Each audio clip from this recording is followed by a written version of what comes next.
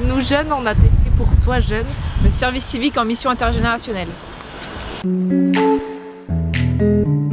Venez découvrir notre mission ici à l'EHPAD Saint-François.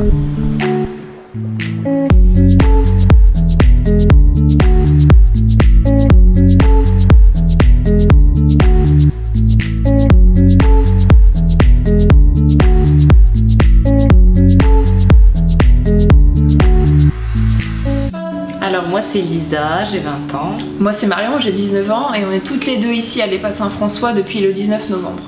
Donc en gros le quotidien de notre mission service civique c'est l'animation.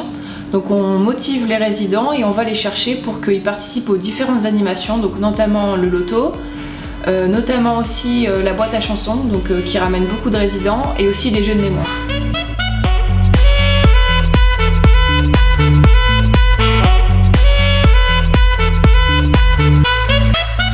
On va les chercher dans leur chambre, on essaye de les motiver un maximum pour éviter l'isolement. En fait, avec les résidents, on a créé un lien vraiment de confiance. C'est vraiment un échange en fait entre eux et nous, et de les voir sourire aussi. On sait qu'on est capable de les motiver, même les personnes qui ont le moins l'habitude de venir. C'est vrai que cette mission nous apporte beaucoup. Donc Lisa et moi on a vraiment découvert un domaine qu'on connaissait pas du tout. On n'a jamais été au contact de personnes âgées dans un établissement. Donc on découvre un nouveau domaine, c'est une nouvelle expérience et je pense que c'est valorisant d'avoir fait ça. Ensuite on a beaucoup de responsabilités. Les résidents comptent sur nous, nos tuteurs comptent sur nous, donc forcément ça nous apporte de la maturité parce qu'on sent qu'on nous fait confiance. Donc la boîte à chansons c'est une des plus grosses animations où on a environ une trentaine de personnes qui viennent. Donc ce moment-là, on met de la musique, on danse, on chante. C'est un moment très convivial parce que tout le monde chante, tout le monde danse. Et nous, donc Lisa et moi, on va chercher les résidents et on danse avec eux pendant 1 heure, 1 heure et demie. Alors, je m'appelle Maryse Lebot, je suis animatrice à l'EHPAD Saint-François.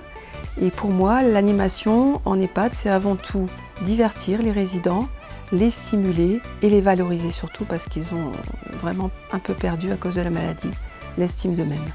Alors les compétences que je recherche pour un service civique, c'est vraiment, alors la première des compétences, c'est tout bête mais c'est hyper important, c'est leur sourire. Sourire qu'elles apportent aux personnes âgées et qui en général est associé à d'autres sourires en échange. La première des compétences, c'est les qualités relationnelles. C'est qu'elles aient envie de partager des choses, des souvenirs, le présent avec les personnes âgées. Alors si vous jeunes, comme Lisa et Marion, vous voulez vous engager dans un service civique, je ne peux que vous conseiller cette démarche parce que vraiment au niveau humain, c'est très enrichissant. Découvrir des jeunes professions, affiner votre projet personnel et vous enrichir des relations humaines qui naissent de l'intergénérationnel. Les conseils à donner à une personne qui veut faire un service civique, c'est vraiment de ne pas avoir de préjugés en fait, sur cette expérience, même par rapport aux personnes âgées. En fait, ça peut apporter que quelque chose en plus et que du positif. C'est vrai qu'il faut que cette personne saisisse l'opportunité qui lui est proposée. Il ne faut pas qu'il ait peur du domaine, parce que nous on a été surprise d'apprécier, parce que c'est vrai qu'on n'a jamais travaillé là-dedans.